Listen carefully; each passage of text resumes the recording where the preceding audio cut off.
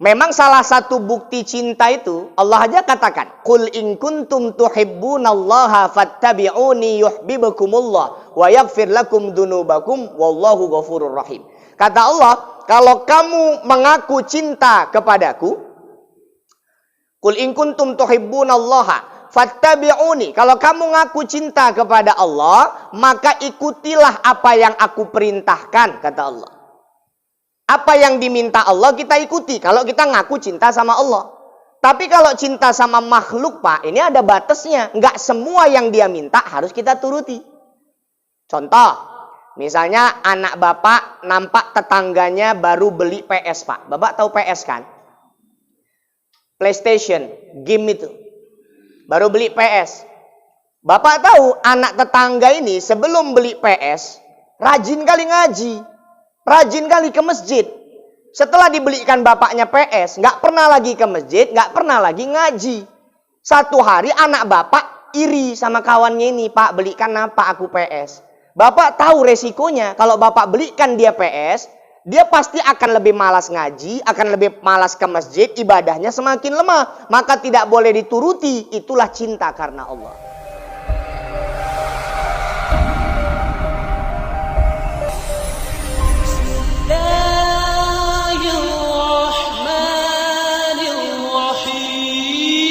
Bismillahirrahmanirrahim. Assalamualaikum warahmatullahi wabarakatuh.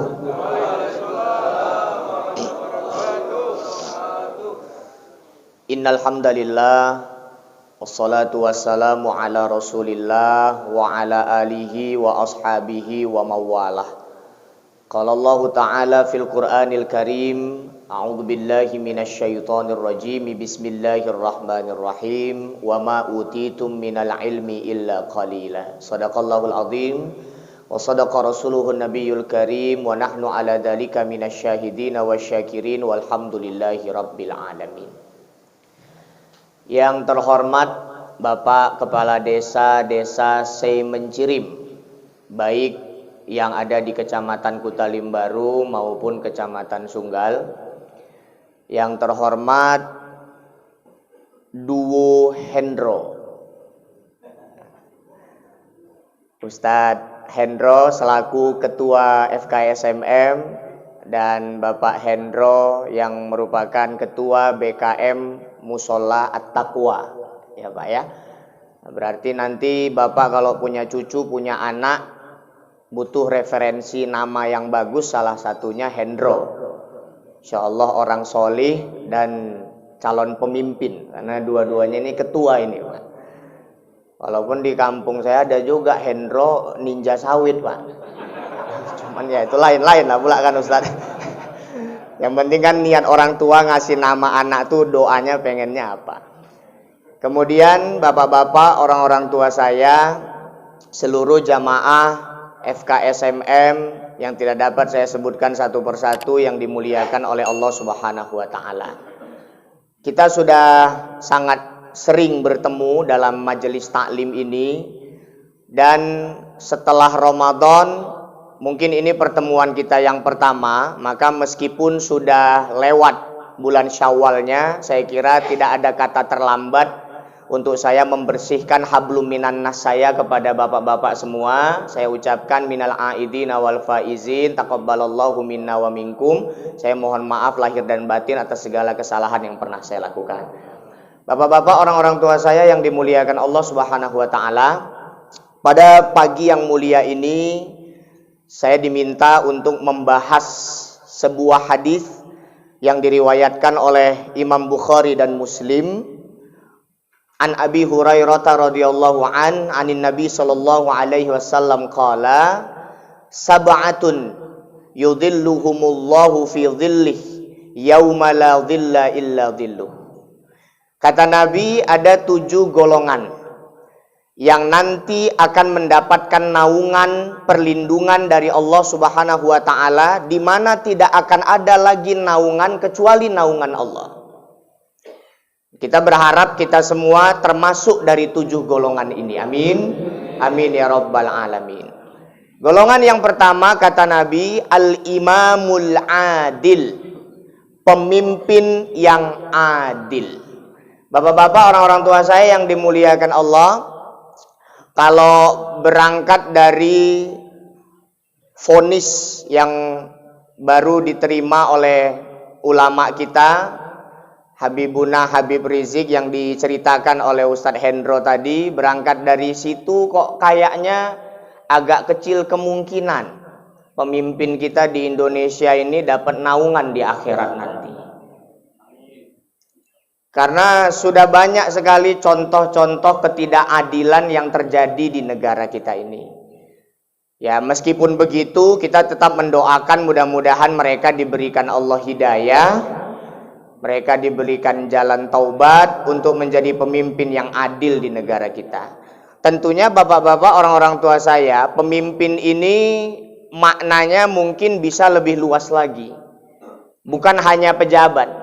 Karena kata Nabi, kullukum ra'in wa kullukum mas'ulun an ra'iyati.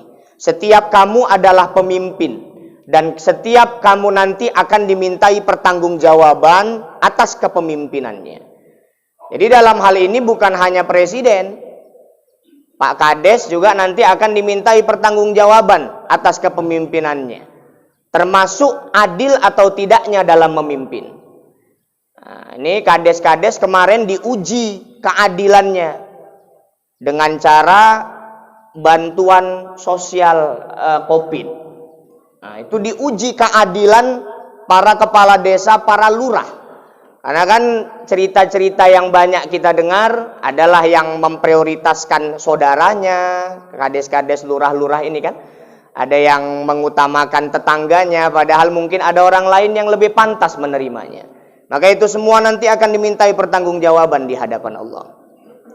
Jadi pemimpin ini maknanya luas. Bapak-bapak juga sebagai suami, sebagai ayah, pemimpin dalam rumah tangga, akan dimintai pertanggungjawaban juga nanti atas kepemimpinannya. Kalau sama anak-anak, sama istri, prinsipnya prinsipnya hanya ku anfusakum wa ahlikum nara. Pelihara dirimu dan keluargamu dari siksa api neraka. Kita jangan asik ibadah sendiri. Kita tak boleh berpikir yang penting aku sholat, yang penting aku ngaji, dekat sama Allah. Anak istriku lantak lah, mau sholat, mau ngaji, suka hati orang itulah. Ini akan kita pertanggungjawabkan nanti. Itu pemimpin sebagai kepala rumah tangga. Jadi imam sholat gitu juga Pak, dimintai pertanggungjawaban nanti di hadapan Allah. Karena imam sholat ini juga pemimpin.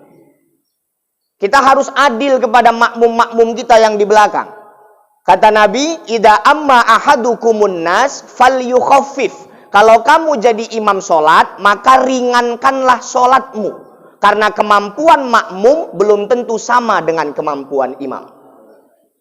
Jadi imam sholat ini juga harus adil.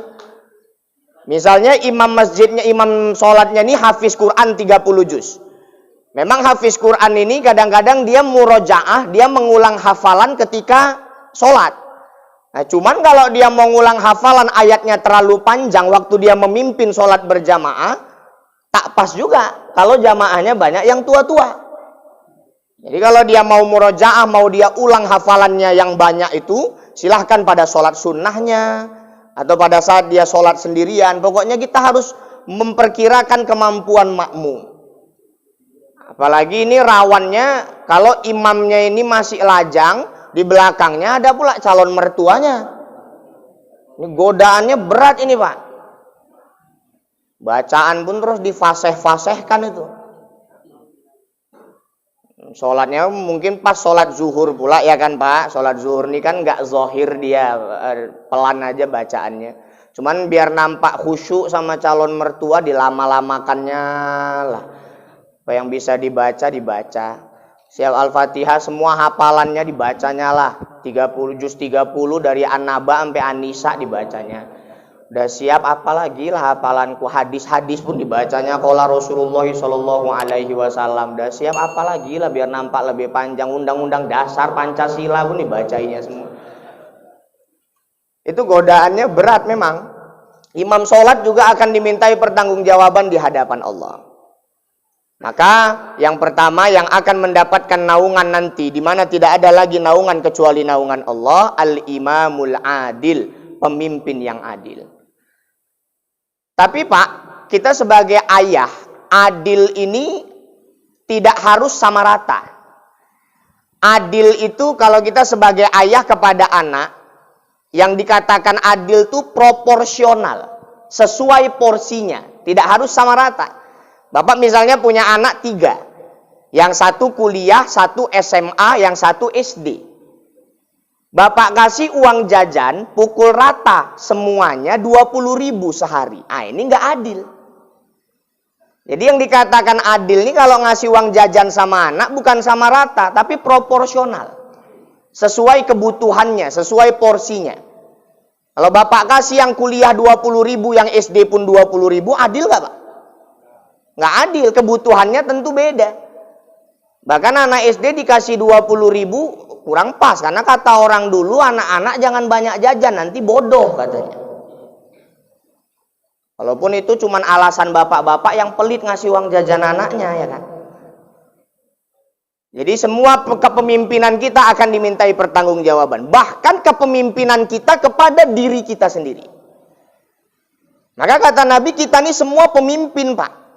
Bahkan kita memimpin diri kita sendiri. Kan kata Allah, kita ini fa'alhamaha fujuraha wa taqwaha. Kita ini diberi potensi berbuat baik dan berbuat buruk. Tinggal tergantung kita yang mengendalikan diri kita. Mau kita arahkan ke yang fujur atau yang takwa. Mau kita arahkan ke maksiat atau yang ke ibadah. Maka kita memimpin diri kita. Jangan kita dikendalikan, jangan kita dipimpin sama diri kita. Maka semuanya akan dimintai pertanggungjawaban. Itu yang pertama. Mudah-mudahan semua pemimpin kita pemimpin yang adil. Amin. Amin ya rabbal alamin. Yang kedua, apa golongan yang akan mendapatkan naungan Allah, di mana tidak ada lagi naungan kecuali naungan Allah. Yang kedua, wasyabun nasya'a bi'ibadatillah. Pemuda-pemuda, anak-anak muda yang tumbuh dewasa dengan beribadah kepada Allah Subhanahu wa taala.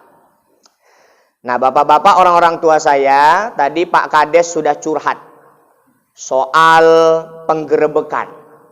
Intinya soal narkoba. Memang untuk menjadikan anak-anak muda kita ahli ibadah, orang yang taat, musuh utamanya sekarang narkoba inilah. Ini musuh kita bersama, Pak. Bahkan pengedar narkoba ini tidak hanya laki-laki, perempuan pun banyak ini, Pak. Saya pernah ceramah dulu di Secanggang, kepala desanya ngasih kata sambutan, dia bilang baru tertangkap seorang pengedar narkoba ibu rumah tangga. Jadi pengedar narkoba ini pun dia nggak pandang gender, nggak pandang jenis kelamin, bahkan mungkin nggak pandang kostum.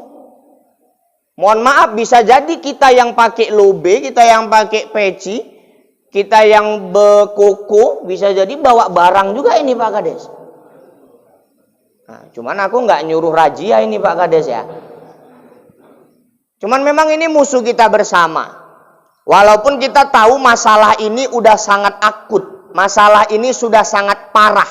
Bukan hal yang mudah untuk menyelesaikan masalah narkoba ini. Bahkan kalau anak kita kena narkoba, disarankan bukan di penjara, tapi direhabilitasi. Kenapa? Karena di penjara barang itu dijual. Kan bisa kita bayangkan Pak, cemana parahnya masalah ini. Di penjara pun barang itu dijual.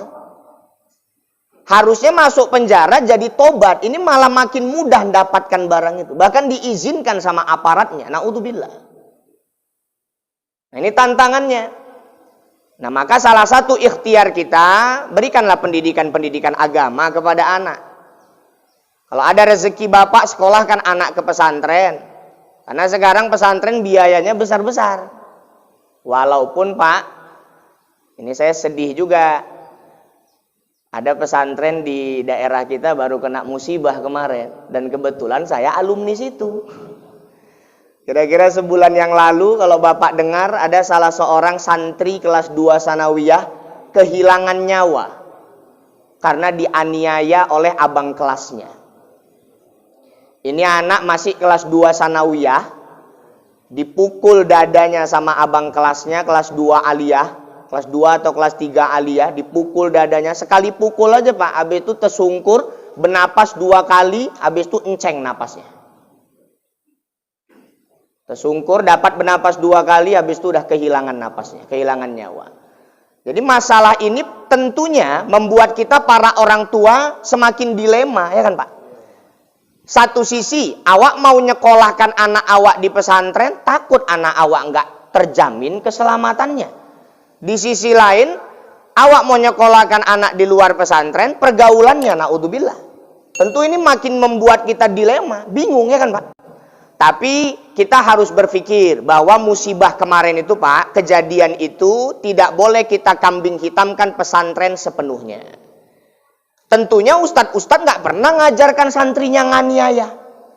Tentu itu bukan ajaran agama, tentu itu bukan ajaran pesantren. Ini kesalahan oknum. Ini kesalahan segelintir orang. Maka bapak-bapak, orang-orang tua saya yang dimuliakan Allah, kita berikan pendidikan agama kepada anak-anak kita. Dan narkoba ini harus sama-sama kita hindari betul-betul. Saya sering sampaikan Pak, 1 orang aja di rumah kita kena narkoba, 1 rumah hidupnya sengsara. Betul nggak? 1 orang aja lah anak bapak kena narkoba. 1 rumah Pak, sengsara hidupnya. Pantang barang terletak hilang. Pasti tuh Pak. Apa aja yang laku dijual hilang. Spion mobilku baru songket orang tuh Pak. Iya. Narkoba ini luar biasa. Di rumah mama saya tabung gas 7 udah hilang Pak. 7 tabung gas hilang. Habis yang keempat, akhirnya kami inisiatif pasanglah CCTV. Siapa tahu dapatlah orangnya ini. Rupanya memang nggak jerah. Tertangkap CCTV Pak. Tapi dia buka baju, bajunya tuh ditutupkannya ke mukanya. Jadi mukanya nggak nampak. Cuman gaya jalannya sama postur tubuhnya aja lah nampak. Rupanya diusut-usut, tetangga dipanggil suruh nengok nih kira-kira siapa. Pas sebelah rumah. Patutlah paham betul dia situasi rumah awak. Rupanya dia tetangga awak. Memang yang hilang nih tabung gas Pak. Mungkin waktu itu kami sampai panggil Polsek Binjai Selatan itu untuk datang ke rumah supaya nimbulkan terapi, shock terapi lah untuk orangnya ini supaya dia agak ngedon gitu kan Pak. Mungkin tetangga ada yang berpikir, alah Ustadz ini pun cuman perkara tabung gas sampai rame bawa polisi. Bukan persoalan tabung gasnya Pak, resikonya yang bisa terjadi. Misalnya nih, dia mau nyolong tabung gas di rumah awak. Tiba-tiba terpergok pula sama mama awak misalnya Pak. Maling ini kan kalau udah terpergok, pitam dia kan Pak. Udah nggak tahu lagi dia mau ngapain. Dihantamkannya tabung gas itu apa nggak nyawa taruhannya. Nah, maka ini memang musuh kita bersama. Maka golongan yang kedua yang akan mendapatkan naungan Allah, anak-anak muda yang tumbuh dewasa dengan ibadah kepada Allah. Maka Bapak ayo kalau memakmurkan masjid, ajak anak-anaknya. Ajak generasinya. Mereka lah yang akan meneruskan Bapak untuk perjuangan FKSMM ini. Anak-anak Bapak lah yang meneruskan perjuangan Bapak memakmurkan masjid-masjid Allah. Kalau bisa anak Bapak ikut jamaah-jamaah tabligh lebih hebat. Jamaah tabligh perkara makmurkan masjid nggak usah ditanya. Perkara ngamalkan sunnah-sunnah Nabi nggak usah ditanya kalau jamaah tabligh. Saya meskipun tidak pernah saya ikut keluar 3 hari 40 hari, artinya belum pernah bergabung dengan jamaah tabligh, tapi saya sangat salut dengan jamaah tabligh Pak. Selama ini banyak kali orang tua yang udah nggak peduli sama pendidikan sunnah anaknya Pak. Tapi kalau orang-orang tabligh Pak, itu sunnahnya dijaga betul. Cara makan, cara minum, masuk kamar mandi. Bapak aja lah saya tanya. Siapa di antara Bapak yang sampai hari ini masih merhatii anak Bapak masuk kamar mandi kaki mana dulu yang melangkah? Coba ada Pak? Ada nggak Bapak yang sekarang masih merhatikan anak Bapak masuk kamar mandi kaki mana dulu yang dilangkahkannya? Mana ada kita yang peduli lagi? Jangankan anak, awak pun nggak peduli masuk kamar mandi macam mana caranya. Udah nggak sempet lah Ustaz mikiri mau kanan kiri, udah kebelet kali nih Ustaz. Padahal kan aturannya diajarkan Nabi. Kita kalau masuk kamar mandi ngikuti sunnah Nabi, masuk kamar mandi aja dapat pahala.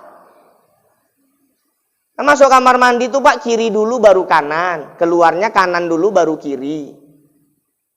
Sunnah kan baca doa, kalau nggak hafal doanya minimal bismillah, ya kan?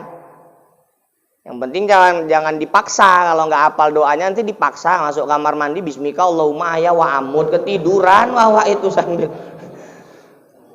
terjongkok. Bapak-bapak, orang-orang tua saya yang dimuliakan Allah, pendidikan sunnah ini udah mulai luntur nih Pak. Satu contoh lagi, ini nggak usah cerita bab anaknya, bapaknya pun masih banyak. Banyak anak-anak kita dan kita juga yang buang air kecil masih berdiri, ya kan Pak? Padahal pipis berdiri itu menentukan sah atau tidaknya sholat kita. Ini mempengaruhi nih Pak. Karena menurut medis, kalau kita pipisnya jongkok, itu kan perut kita ketekan Pak. Sehingga semua kotoran itu keluar dia. Tapi kalau kita pipisnya berdiri, itu yang sering kejadian sama kita. Sebelum sholat misalnya kita pipis, habis itu ambil wudhu, kita pipisnya berdiri. Ini yang sering kejadian, waktu sujud, ceret katanya Pak. Kok kayak ada yang keluar lagi nih, ampasnya, ya kan Pak? Netes lagi. Ini kan menimbulkan keraguan sama kita. Cemana kualitas sholatku ini? Makanya pipis berdiri sama jongkok itu menentukan sah atau tidaknya sholat. Tapi pendidikan ini udah mulai luntur ke anak-anak kita. Mana peduli kita anak kita mau pipis jongkok berdiri. Bahkan sekarang nih Pak, ada satu teknologi Pak. Yang sebetulnya teknologi ini pelan-pelan mau ngancurkan sunnah Nabi. Apa namanya? Urinoir. Kalau Bapak pergi ke mall, Bapak pergi ke hotel, habis itu Bapak atau di bandara juga, Bapak ke toiletnya lah. Di situ kan ada tempat pipis yang digantung-gantung di dinding itu Pak. Itu namanya urinoir Pak. Ini tujuannya memang satu sisi memudahkan supaya orang yang cuman mau pipis dia nggak perlu antri, dia bisa di situ aja, ya kan Pak? Kalau mau buang air besar baru dia harus dalam bilik. Memang memudahkan, nggak perlu antri. Cuman rusak sunnah Nabi dibuatnya. Mana bisa pipis di urinoir jongkok? Gandol Bapak, mana bisa? Memang harus berdiri. Udah itu kan Bapak tahu kan posisinya. Ini kan berjejer nih, misalnya 3 atau 4 urinoirnya bersebelahan. Dia sekatnya paling cuman sebahu kita aja ini. Sekatnya ya kan. Nanti awak sebelah sini pipis, di sebelah awak ada orang pipis. Pas pula sebelah awak tingginya hampir 2 meter ya kan.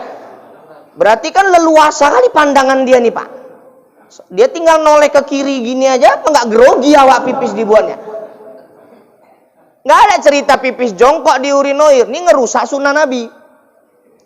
Udah itu Pak, kita kan siap pipis harus istinja ya Pak. Harus cebok kan. Urinoir yang model sekarang nih Pak, ini bahaya nih. Kalau yang zaman dulu, urinoirnya itu kan kita siap pipis, ada tombol bisa dipencet. Kita pencet tombol, keluar air. Sebagian airnya untuk nyiram, sebagian kita tampung untuk istinja. Ini yang terbaru, ini lebih canggih lagi, tapi lebih rusak lagi sunnah dibuatnya. Kenapa? Karena dia main detektor aja. Sensor. Kita nggak ada mencet tombol apa-apa Pak. Kita mundur aja 2-3 langkah. Itu air keluar sendiri. Cuman Bapak bayangkan cobalah, Bapak pipis nih ya kan. Udah siap, air tuh nggak keluar sebelum Bapak mundur 2-3 langkah. Bapak mundur 3 langkah baru keluar airnya. Bapak ceboknya cemana? Iya kan? Ya mosok Bapak ngoyo nggowo genter ini kan. Maka ibu-ibu, bapak-bapak, orang-orang tua saya yang dimuliakan Allah, pendidikan sunnahnya ayo kita sampaikan lagi ke anak-anak kita. Demi Allah, hari ini masih banyak orang tua yang diam saja melihat anaknya makan minum berdiri. Betul nggak? Kalau makan nasi, oke lah, jarang kita tengok memang orang makan nasi sambil berdiri. Tapi coba kalau makan jajan, rata-rata anak-anak kita makan jajan berdiri. Mak minta uang, mak dikasih uang, beli jajan dia ke kedai. Dari kedai jalan ke rumah, disitulah dimakan jajannya sambil jalan. Sambil berdiri aja tak boleh, ini sambil jalan. Tangan kiri pula itu. Inilah sesetan-setannya orang. Loh karena kata Nabi, yang makan minum berdiri tangan kiri itu setan. Dia makannya udah berdiri, tangan kiri, kan setan kali, Pak. Tapi kita nggak peduli, kita biarkan anak kita seperti itu. Minum, ada adab-adabnya diajarkan Nabi kan, Pak. Minum itu kata Nabi, selain tangan kanan dan harus duduk, la tatanaffasu fil ina. Jangan bernafas di dalam cangkir. Bernapas dalam cangkir ini maksudnya macam mana? Satu cangkir penuh diisi, sekali teguk langsung habis. Itu yang dimaksud bernapas dalam cangkir. Rupanya nggak boleh minum gitu, Pak. Kita kan kadang gitu, capek kita baru siap kerja, siap olahraga, kita isi cangkir panjang itu penuh air, sekali teguk.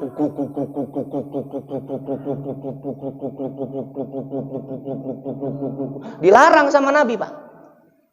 Jadi gimana cara minum yang dicontohkan Nabi? Ini saya contohkan, Pak. Aku nyontohkan ini, Pak. Bapak jangan suuzon. Ya kan duduk, ya kan? Tangan kanan. Dia sekali teguk, taruh. Seteguk, taruh. Bismillahirrahmanirrahim. Ini contoh, Pak, ya. Bismillahirrahmanirrahim. Seteguk. Lagi, Pak. Seteguk, ya kan? Lagilah kalau masih haus. Seteguk. Tak boleh sekali teguk habis.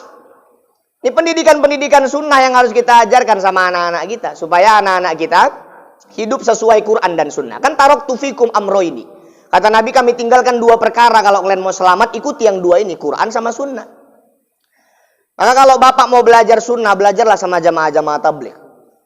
Mereka posisi tidurnya macam mana, ikut Nabi. Posisi duduknya kalau makan macam mana, ikut Nabi. Makan kan biasanya ditalam, ya kan? Kongsi bertiga, berempat. Nah, itu ada adab-adabnya juga, Pak, diajarkan Nabi. Kalau makan kita rame-rame, adabnya pertama, kecilkan suapan kita, Pak. Karena ini jatah rame-rame. Ojo ketok tenang geragas kok. Adabnya kecilkan suapan kita. Kalau nggak silap saya, sunnahnya Nabi itu 3 atau 4 jari yang dipakai. Kecilkan suapan kita. Udah itu adabnya kalau makan rame-rame nih, Pak, bagian kita aja yang kita rawat baik-baik, Pak. Ojo tee wong digerauk-gerauk, longsor jatah wong. Ada adab-adabnya. Nah, maka mari kita didik anak-anak kita dengan Quran dan sunnah. Maka mereka akan menjadi anak-anak muda yang tumbuh dewasa dengan ibadah, sehingga mereka mendapat naungan nanti dari Allah di akhirat. Yang ketiga, apalagi golongannya? Yang ketiga, warajulun qalbuhu mu'allakun fil masajid. Orang-orang yang hatinya selalu terpaut dengan masjid.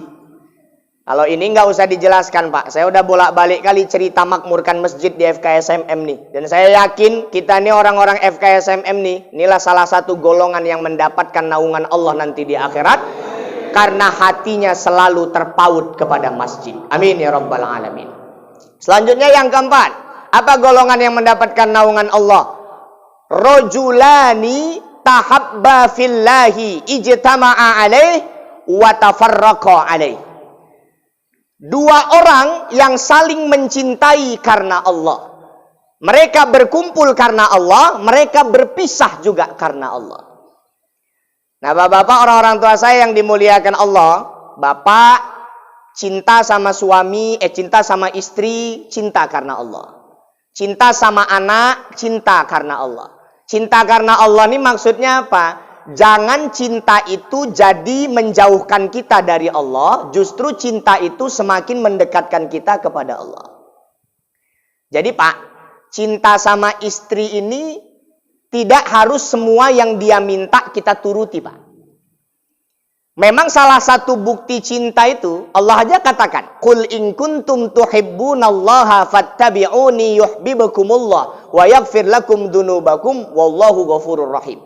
Kata Allah, kalau kamu mengaku cinta kepadaku, Qul in kuntum tuhibbunallaha fattabi'uni. Kalau kamu ngaku cinta kepada Allah, maka ikutilah apa yang aku perintahkan, kata Allah. Apa yang diminta Allah kita ikuti kalau kita ngaku cinta sama Allah. Tapi kalau cinta sama makhluk, Pak, ini ada batasnya. Enggak semua yang dia minta harus kita turuti. Contoh, misalnya anak bapak nampak tetangganya baru beli PS, Pak. Bapak tahu PS kan? PlayStation, game itu. Baru beli PS. Bapak tahu anak tetangga ini sebelum beli PS, rajin kali ngaji. Rajin kali ke masjid. Setelah dibelikan bapaknya PS, nggak pernah lagi ke masjid, nggak pernah lagi ngaji. Satu hari anak bapak iri sama kawannya ini, Pak belikan apa aku PS. Bapak tahu resikonya, kalau bapak belikan dia PS, dia pasti akan lebih malas ngaji, akan lebih malas ke masjid, ibadahnya semakin lemah. Maka tidak boleh dituruti, itulah cinta karena Allah.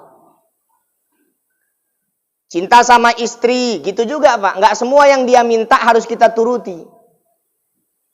Bang, aku pengen gini lah bang.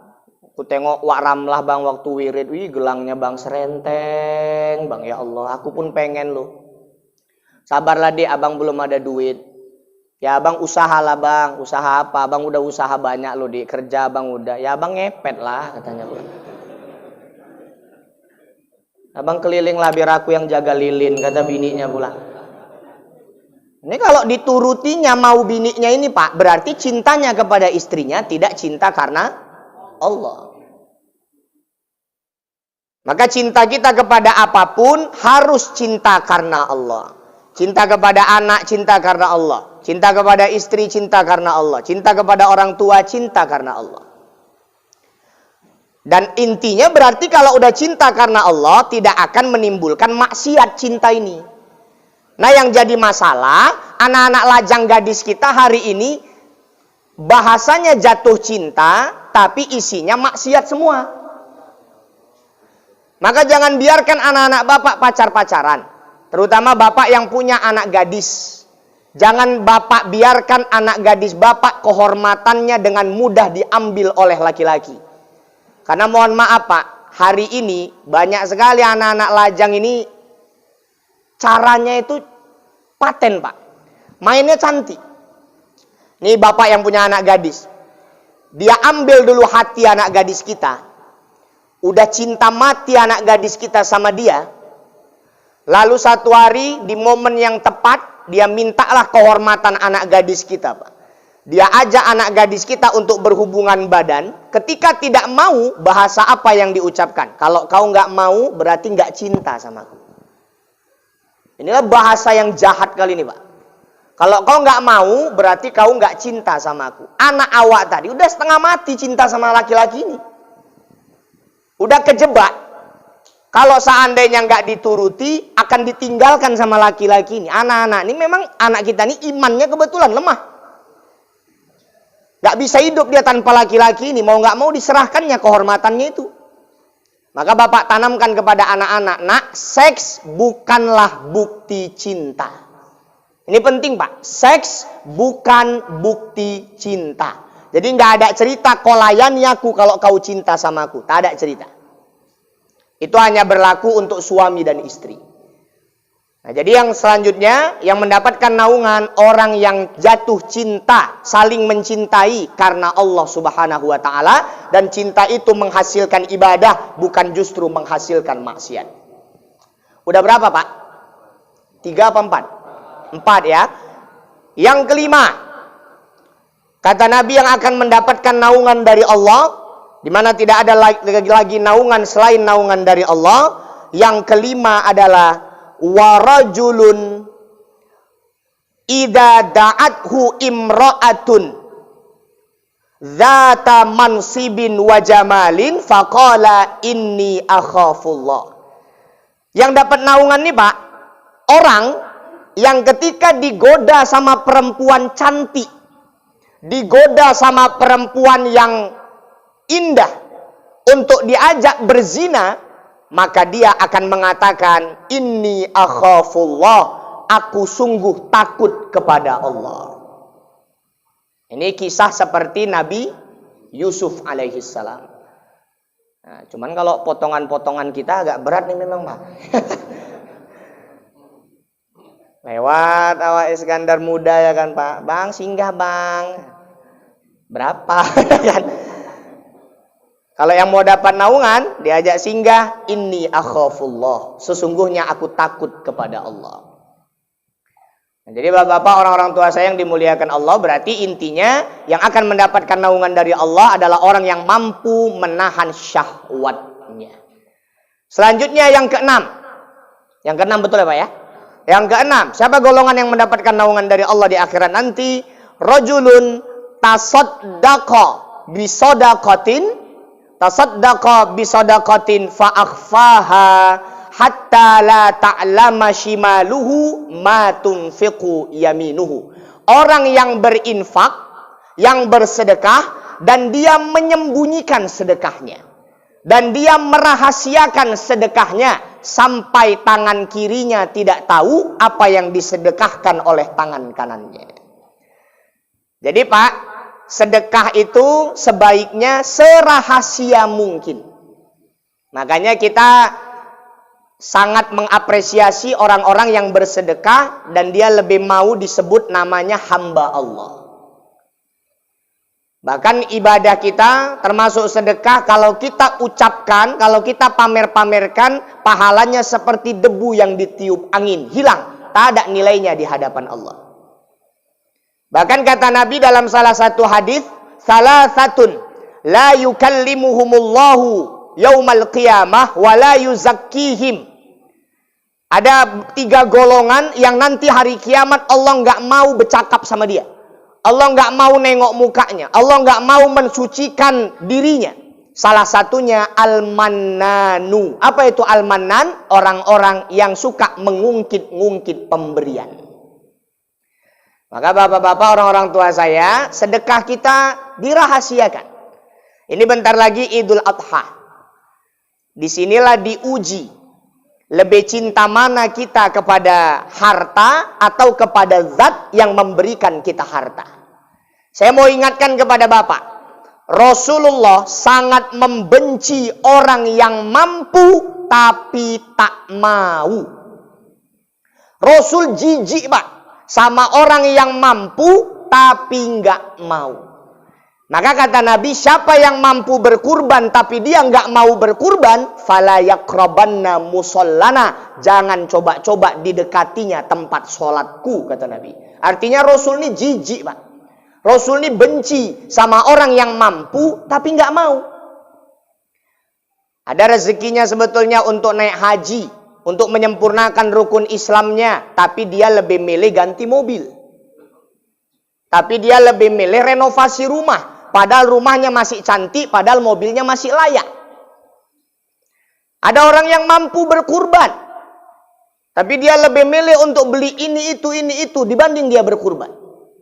Maka Rasul benci sekali orang seperti ini Pak. Maka kalau Bapak ada rezeki, dulukanlah kurban ini nanti. Jangan Bapak prioritaskan hal-hal yang duniawi. Mampu Bapak ada rezeki umroh, daftar umroh. Tapi sebaiknya haji dulu memang. Terlepas antriannya segitu panjang. Saya kemarin daftar haji 2018. Berangkatnya kalau sesuai antrian 2032. Ini lagi udah 2 tahun nggak berangkat jamaah. Berarti mundur lagi. Nah, terlepas umur kita sampai atau tidak, itu urusan Allah. Yang penting ada rezeki kita, lebih wajib kita mendahulukan daftar haji ketimbang kita umrah. Nah, cuman kalau ada yang nanti di masa-masa menunggu antrian haji, ada rezeki dia lagi mau umroh, ini perlu juga Pak tujuannya untuk geladi resi. Nah, kita haji misalnya 5 tahun lagi, rupanya ada rezeki awak untuk umroh, pergi awak umroh dulu supaya baca situasi, tahu lapangan. Jadi nanti waktu haji udah nggak gugup, udah nggak kaget. Kita berdoa mudah-mudahan semua kita diizinkan Allah sampai ke tanah suci. Amin. Amin ya rabbal alamin. Yang penting jangan pernah putus asa ya Pak. Saya pernah sampaikan, yang bisa sampai ke tanah suci itu tidak harus orang kaya. Karena orang yang sampai ke sana namanya duyufur rahman, tamu-tamu Allah, tamu yang diundang langsung oleh Allah. Allah yang menentukan bagaimana caranya kita bisa sampai ke sana. Nggak harus kaya Pak. Banyak orang miskin bisa sampai ke tanah suci, banyak juga orang kaya sampai sekarang nggak sampai ke tanah suci. Kami punya bupati di Langkat luar biasa Pak. Pak terbit rencana perangin angin. Orang karo Pak, tapi ini muslim yang alhamdulillah dermawan untuk agama. Sampai hari ini dia udah berangkatkan 300 orang lebih untuk berangkat umroh dengan uang pribadinya. Dan semuanya diamanahkan melalui travel saya. Dan yang diberangkatkannya umroh itu siapa, Pak? Bilal Mayat, penggali kubur. Yang maaf cakap, Bilal Mayat penggali kubur ini, kalau mau ngandalkan penghasilannya, mungkin mimpi pun nggak berani untuk ke Mekah, Pak. Maaf cakap nih, tapi melalui perantara orang kaya yang dermawan, izin Allah dia sampai ke sana. Nggak harus kaya, Pak, untuk sampai ke Mekah. Makanya jangan putus asa, jangan pernah kita ucapkan aku ini miskin, mana mungkin aku bisa sampai ke Mekah. Istighfar, Pak. Jangan pernah terucap itu. Ada mama, bapak, orang tua miskin, nggak punya apa-apa. Nggak bisa dia berangkat haji dengan uang sendiri, umroh dengan uang sendiri. Tapi anaknya dari kecil diajarinya ngaji, dibawanya ke guru tilawah, ikut MTQ kabupaten, juara 1, hadiahnya paket umroh. Orang tuanya berangkat umroh bukan karena punya uang, tapi karena berkah Quran yang dibawa sama anaknya. Macam-macam cara Allah manggil kita ke sana, Pak. Ada nenek-nenek waktu itu, Pak. Dia belum haji, belum umroh, tapi pergi pengajian pakai baju serba putih. Di kampung-kampung kalau orang suka pakai baju serba putih kan suka dipanggil Pak Haji, Bu Hajah. Ini nenek belum haji, belum umroh, Pak, tapi bajunya putih semua. Di tengah jalan nenek ini keserempet mobil, Pak. Yang punya mobil turun minta-minta maaf, Nek, mohon maaf, Nek, saya nggak sengaja, biaya pengobatan nenek akan saya tanggung, Nek Hajah, katanya. Karena bajunya putih semua. Nenek ini bilang, jangan panggil Hajah, aku belum nek haji. Loh, nenek belum haji. Kalau gitu, Nek, selain saya biayai pengobatan, tahun ini nenek saya berangkatkan haji. Cuman gara-gara keserempet pergi haji, Pak. Maka bapak yang mau cepat ke Tanah Suci, kan jalan rame juga. Cuman bapak pandai-pandai lah, kira-kira Fortuner, Pajero, bisalah bapak senggol kan. Jangan gerobak Pertamina, Pak, gepeng lah bapak. Jadi bapak-bapak, orang-orang tua saya yang dimuliakan Allah, sedekah serahasia mungkin. Dan ini bentar lagi Idul Adha, ayo kita sisihkan rezeki kita untuk berbagi dengan sesama kita dan serahasia mungkin. Tangan kanan sedekah, tangan kiri tak tahu. Udah 6 ya, Pak ya. Nah, yang ketujuh, yang terakhir, yang mendapatkan naungan Allah, warajulun. Apalah yang terakhir ini, Pak? Warajulun.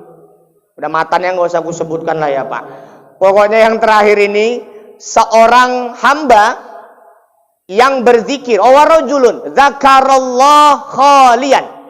Yang berzikir di kesepian, di kesunyian. Cari tempat sunyi, berzikir. Fafadat ainah, dan menetes air matanya. Inilah yang dilakukan orang-orang tarekat, Pak. Ya kan? Yang suluk-suluk itu mereka cari tempat sunyi, mereka seperti Nabi dulu bertahanus, menyendiri, melakukan perenungan, bermuhasabah, mengingat dosa-dosa yang pernah kita lakukan, segala maksiat yang pernah kita perbuat sambil menyebut nama-nama Allah. Maka orang-orang yang seperti ini, kalau dia betul-betul menyesali dosa-dosanya, pasti akan menetes air matanya, Pak. Itu secara otomatis. Ini zikir netes air mata tuh nggak bisa disetel-setel, Pak. Siapa artis yang aktingnya paling paten menurut Bapak? Siapa artis zaman dulu, Ustaz, yang terkenal? Yang jago nangis lah misalnya dia nggak akan bisa nyetel-nyetel. Karena ini memang dia otomatis, spontan. Dia akan keluar sendiri ketika kita menyesali dosa-dosa yang pernah kita lakukan.